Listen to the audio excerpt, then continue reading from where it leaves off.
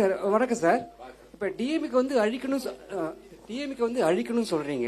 வேற எந்த கட்சி வரணும்னு எதிர்பார்க்கறீங்க? இப்ப டிஎம்கே அழிக்கணும்னு சொல்றீங்க, வேற எந்த கட்சி ஆட்சி ஆளணும்னு நீங்க எந்த கட்சின்னா நாங்க கட்சியா தெரியல. இல்ல பட் அப்படி இல்ல, மெஜாரிட்டி கட்சி வந்து எந்த மாதிரி வரணும்னு நான் தான் மெஜாரிட்டி.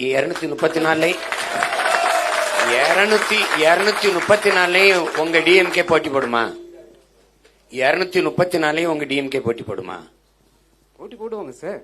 போடுவாங்களான்னா போடுவாங்க சார், அது கிடையாது. போடுமா? இப்போ நான் வந்து டிஎம்கே கார்டு ஆள் இல்ல, பட் பொதுவா கேக்குறேன். பொதுவா தான் நானும் பதில் சொல்றேன். ஐயா, அந்த கட்சியை ஒரு கட்சியை பல கட்சிகளை சேர்ந்து ஒழிக்க முடியாது. ஒரு சித்தாந்தத்தை வச்சிருக்கிற ஒரு கட்சியை, ஆட்சி அதிகாரத்தில் இருக்கிற ஒரு கட்சியை, அதற்கு எதிரான மாற்று சித்தாந்தத்தை வைத்து, அந்த சித்தாந்தத்தை வைத்துத்தான் அதை வீழ்த்த முடியும். அப்படி பார்க்கும்போது இங்கே 2 பெரும் தத்துவங்கள், இந்தியம் திராவிடம், இப்படி பேசிதான் இருக்குது. அதுக்கு கொஞ்சம் அமைதியா இருக்கு. அந்த இந்தியம் திராவிடம் 2 அரசியல் கட்டமைப்புக்கும் உள்கட்டமைப்பு சாதிய மத கட்டமைப்புகள், இதுக்குள்ளதான் அரசியல் கோட்பாடு இருக்குது. இதற்கு மாற்றாக ஒரு தத்துவம் என்று வந்தால் அது ஒரு தேசிய இனத்தின் உரிமைக்காக நிற்கிற தமிழர், நிலம், வளம், மக்கள் நலம், இந்த அடிப்படையில் கட்டமைக்கப்படுகிற கோட்பாடு தான் மாற்றா இருக்க முடியும். இப்ப நீங்க அப்ப எப்படி நீங்க ஒன்று கவனிக்கணும், எதனால இத இந்தியம் தேசியம் இந்த கட்சிகளை இந்த அரசியலை நம்ம எதிர்க்கிறோம் அப்படின்னா, இப்ப நம்ம இருக்கிற தமிழ்நாடு அப்படின்னு வச்சு பேசுவோம். இந்த நிலத்துக்குள்ள இருக்கிற மக்களுக்கு எண்ணற்ற பிரச்சனைகள் இருக்குது. இன்னைக்கு வரைக்கும் வீதி நின்று மக்கள் போராடி கொண்டிருக்கிறத பாக்குறோம். இந்த பிரச்சனைகளை எல்லாம் தந்தது யார் அப்படின்னு ஒரு கேள்வி இருக்கு. இப்ப உதாரணமா ஒண்ணு சொல்றேன். கச்சத்தீவு எடுத்து கொடுத்தது யார்? கொடுக்கும்போது ஆட்சியில் இருந்து தடுக்காமல் இருந்தது யார்? காவிரி நதிநீர் உரிமை அதை பறித்தது யார்? பறிக்கும் போது அதிகாரத்திலிருந்து வேடிக்கை பார்த்து கொண்டிருந்தது யார்? கல்வி மாநில உரிமை அதை எடுத்துக்கொண்டு போனது யார்? அப்போது அதிகாரத்திலிருந்து தடுக்காமல் இருந்தது யார்? மருத்துவம் எடுத்துக்கொண்டு போனது யார்? மின் உற்பத்தி விநியோகத்தை எடுத்துக்கொண்டு போனது யார்? மொத்த வரியும் சுருட்டி கொண்டு போனது யார்? ஒவ்வொன்றையும் பாருங்க, ஒவ்வொன்றையும். இந்தியை திணித்தவன் யார்? அதை எதிர்க்காமல் வேடிக்கை பார்த்து கொண்டிருந்தவன் யார்? இந்தியை திணித்தவனுடைய கூட்டணி வச்சு அரசியல் லாபத்திற்காக நின்றவன் யார்? எல்லாத்தையும் ஒவ்வொன்னா பாருங்க. நச்சு திட்டம், அணு உலை நட்டவன் யார்? எதிர்த்து தடுக்காமல் வேடிக்கை பார்த்தவன் யார்? மீத்தேன் ஈத்தேன் அதை கொண்டு வந்தது யார்? உன் நிலத்தை வளத்தை கெடுக்கிற நாசகார திட்டத்தை, எந்த ஒரு சிக்கலையும் இந்த நாட்டில் கொண்டு வந்தவன் ஒன்னு காங்கிரஸ், பிஜேபி. இது 2 கட்சி தான் மாறி மாறி ஆட்சி செஞ்சது. விடுதலை பெற்ற ஆண்டுகளை அரை நூற்றாண்டுகளுக்கு குறையாமல் ஆண்டது காங்கிரஸ். மீதி எல்லாம் இந்த கட்சிகள் எல்லாம். அப்போ தீமையை தந்தவன் போறான், நச்சு திட்டத்தை தந்தவன் போறான் தான். இந்த தனியார் மயம், தாராளமயம், உலகமயம் இந்த நாட்டை சந்தையாக்கினவன் எவன்? இவனுடைய பொருளாதார கொள்கை, இவனுடைய வெளியுறவு கொள்கை, இவனுடைய கொள்கை தான். கல்வி தனியார் அவன் கொள்கை தான், மருத்துவம் தனியார் அவன் கொள்கை தான், போக்குவரத்து தனியார் அவன் கொள்கை தான். இன்னைக்கு உலகம் சந்தை. அமெரிக்க வெளியுறவுத்துறை அமைச்சர் இந்தியாவின் சந்தையை நாம் கைப்பற்றிட்டோம், இந்திய சந்தையை கைப்பற்றிட்டோம்.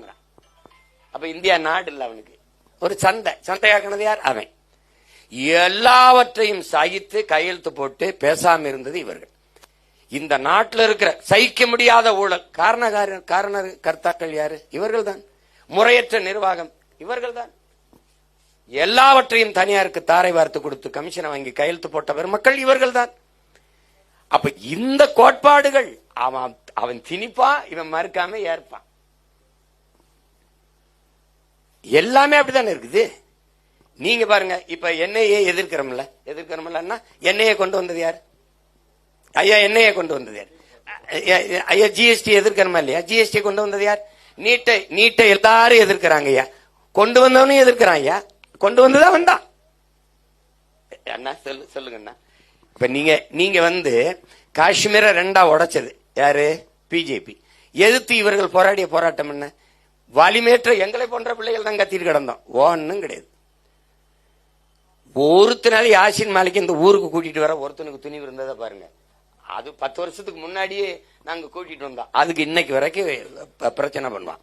அப்ப நீங்க ஆழ்ந்து கவனிச்சீங்கன்னா, இந்த கோட்பாடுகளுக்கு மாற்றாக ஒரு மாற்று கோட்பாடு ஒன்றுதான் இதை வீழ்த்த முடியும். அப்ப திமுகவை வீழ்த்தணும், யாரை கொண்டு வரணும்னா மாற்று தத்துவம். நாங்க எடுத்து வைக்கிற தத்துவத்தை பாருங்க.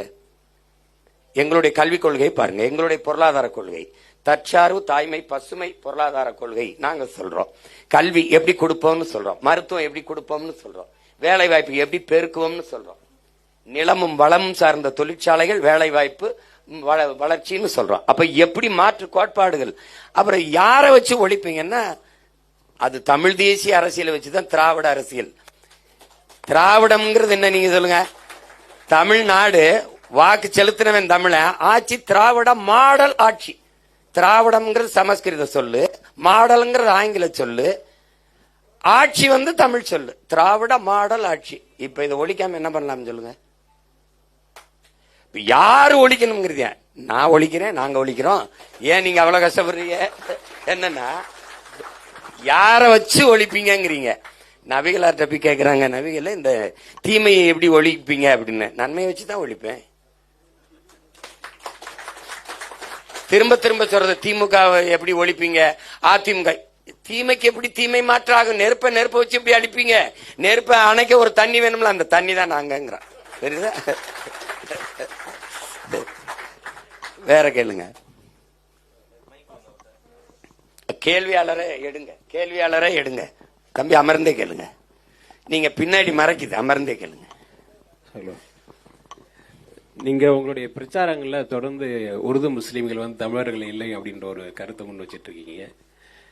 இது பெரும்பாலும் இஸ்லாமிய மக்கள் சமூகத்தில் ஒரு பெரிய ஒரு வேதனை ஏற்படுத்தி இருக்குது. என்னுடைய கேள்வி 2-3 கேள்வியா இருக்கு. பத்திரிகையாளர் வந்து நான் உங்களை அடிக்கடி சந்திக்கலாம். இதே மாதிரி சந்தர்ப்பங்கள் தான் உங்க எல்லா கேள்வியும் கேட்க முடியும். மூலமா கேட்டாலும் பதில் சொல்லியிருக்கேன்.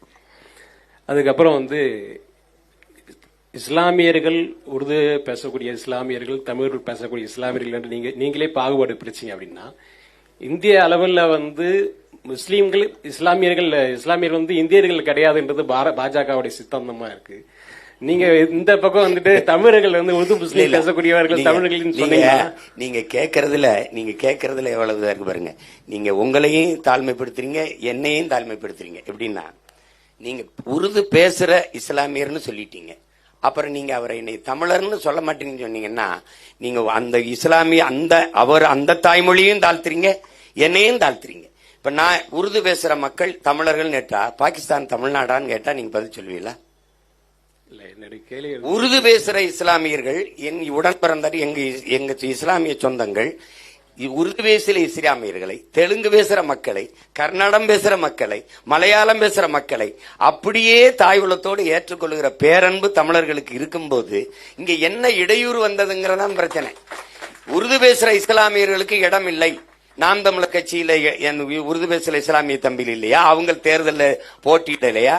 உருது பேசுற இஸ்லாமியரை தமிழராய் ஏற்றுக்கொள், தெலுங்கு பேசுகிறவர்களை தமிழராய் ஏற்றுக்கொள், கன்னடம் பேசுகிறவரை தமிழராய் ஏற்றுக்கொள்ளுங்கும் போதுதான் அது கஷ்டமா இருக்கு. ஏன் அந்த மக்களினுடைய மொழியை, அந்த மக்களுடைய கலை கலாச்சார பண்பாட்டை எதுக்கு சிதைக்கிற நீங்க அப்படியே ஏற்றுக்கொள்ளக்கூடிய பேரன்பு எனக்கு இருக்கும்போது, என் உடன் பிறந்த சகோதரனா ஒரு தாய் பிள்ளைகளை நாங்க தழுவி வாழுகிற பேரன்பு எங்ககிட்ட இருக்கும்போது, அப்படி நீங்க அதனால ஏதாவது இடையூறு வந்துச்சுன்னு சொல்லுங்க. நம்ம கோட்பாடை நீங்க புரிஞ்சுக்கணும். எல்லாரும் ஒன்னா கூடி வாழுவோம். ஆனா எங்க தாய் நிலத்தை தமிழர்கள் நாங்க தான் ஆளுவோம். எல்லாரும் ஒன்னா நிப்போம், ஒரு தாய் பிள்ளைகளா ஒன்னா நிப்போம். ஆனா நாங்க தான் கொஞ்சம் முன்னால் நிப்போம். ஏன்னா இந்த ஒரு இடம் தான் எனக்கு இருக்கு. நீங்க நல்லா கவனிச்சுக்கணும். எங்க தாத்தா காகித மில்லத்துக்கிட்ட வந்துட்டு லியாகத் அலி கான், இந்திய யூனியன் முஸ்லீம் லீக், அன்னைக்கு ஒரே கட்சி தான், இப்பதான் பல கட்சி. நாடு இந்த பாகிஸ்தான் விடுதலை அடைஞ்சு போன பிறகு சாஹிபு வாங்க நமக்கு ஒரு நாடு வந்துருச்சுன்னு தாத்தா என்ன சொல்லிப்பாரு நினைக்கிறீங்க? நீங்க போங்க, இது எங்க நாடு, எங்களுக்கு ஒரு நாடு இருக்கு. நீங்க இஸ்லாமிய மக்களுக்கு, இங்க இருக்கிற இஸ்லாமிய மக்களுக்கு ஏதாவது நல்லதை செய்யணும்னு நினைச்சீங்கன்னா அங்க வாழ்ற இந்துக்கள், கிறிஸ்தவர்கள், சீக்கியர்களை பத்திரமா பாத்துக்கிறீங்க. அதுதான் அவர் சொன்னது. அப்ப நீங்க இப்படி சொல்றதுனால என்னன்னா, தமிழன் ஒரு மாண்பு இருக்கு பாருங்க. யாதும் ஊரே யாவரும் கேளீர் அப்படின்னு பேரன்பு கொண்டு நேசித்து வாழ்ந்த ஒரு இனம் இருக்குல்ல, அது சிறுமைப்படுது. எனக்கு அதனால ஒரு பிரச்சனையும் இல்லையே. நீங்களா இருங்கன்னு தான் சொல்றேன். நீங்க எதுக்காக இனம் மாறீங்க? எங்களை தமிழரா ஏற்க மாட்டீர்களா? நாங்கள் 400 ஆண்டுகளா அங்க இருக்கிறோம்னு தெலுங்கு பேசுற மக்கள் பேசிட்டு அப்புறம் தெலுங்கர்கள் மாநாடு போடுவதை எப்படி நீங்க ஏற்கிறீங்க? இப்ப நீங்க தெலுங்கராவே இருந்து எங்களோட வாழ்றதுல எந்த இடையூறும் இல்லையேங்கிறதான் பிரச்சனை இங்க. அதை நீங்க விளங்கிக்கணும். அதனால நீங்க காயப்பட்டா அதுக்கு என்னை பொறுத்துக்கிறீங்க. நீங்க காயப்படக்கூடாது. நாம ஒருதாய் பிள்ளைகள். இங்க பாருங்க, இங்க பாருங்க, இங்க பாருங்க. நான் இஸ்லாத்தை ஏற்றிருக்கிறேன், எங்க அண்ணன் ஏற்றிருக்கிறாரு, என் தம்பி ஏற்றிருக்கேன், என் மாமன் மச்சான் ஏற்றிருக்கேன், நீங்களே ஏற்றிருக்கிறீங்க. நீங்க அரேபியால இருக்கீங்க, அரேபியன்.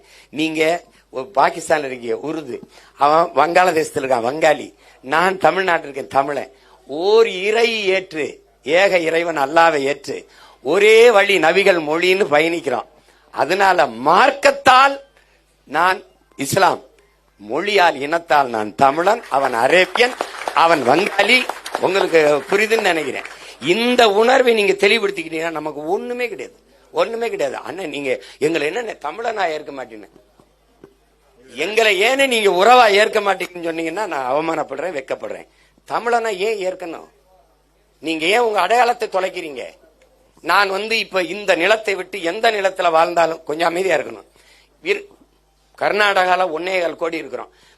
தென் மாநிலங்கள்ல பெரும் எண்ணிக்கையில வாழக்கூடிய ஒரு இனம் தமிழர்கள். நாங்க கர்நாடகால 1.25 கோடி. நாங்க யாராவது கன்னடனா மாறி இருக்கோமா? அடிச்சு வரட்டினா நான் கன்னடன்னு சொல்றேன்னா, வாழ நாடற்ற ஏதிலிகளா போயும் கூட Canada, America, France, Germany, London எல்லா நாட்டுல இருந்தாலும் நாங்க தமிழர்கள் தான். அகதியானாலும் தமிழர்கள் தான்.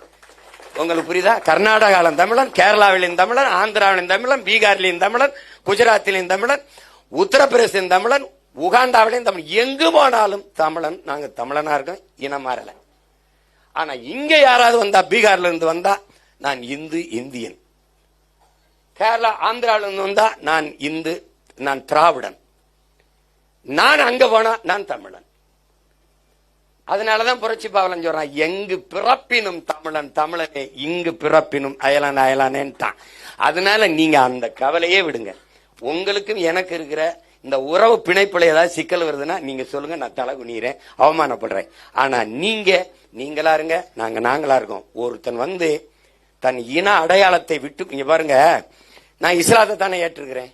எழுதுங்கள் என் நெற்றியில் நான் அரேபியன், நான் இஸ்லாமியன் என்று சொல்லவே இல்லை முகமது தர்வீஸ். எழுதுங்கள் என் நெற்றியில் நான் அரேபியன் என்று தான் முழங்கினான். நாளை என் மொழி இறந்து விடுமானால் அதை கேட்க நான் இருக்க மாட்டேன். இன்றே நான் இறந்து விடுவேன் தான் அவார் மொழி கவிஞன் ரசூல் அம்சத்து முன்வைத்தான். ஏன்னா அவன் அடையாளம் மார்க்கம் அல்ல, அவன் மொழி. அதான முக்கியம். நீங்க என்ன, நீங்க வேற நாட்டுக்கு போனீங்கன்னா பண்ண ஐ ஆம் இஸ்லாம்னு கை கொடுக்க மாட்டான். புரியுது நினைக்கிறேன். ஐ ஆம் உருது, ஐ ஆம் அரேபியன், அப்படிதான் கை கொடுப்பான். அதுதான் உங்க அடையாளம். நீங்க அதை என்னை ஏற்க மாட்டீங்கன்னா நான் ஏற்கிறேன், உங்களுக்கு ஒண்ணும் இல்லை. நீங்க வாங்க, நாளையில இருந்து நாம் தமிழர் கட்சிக்கு வாங்க.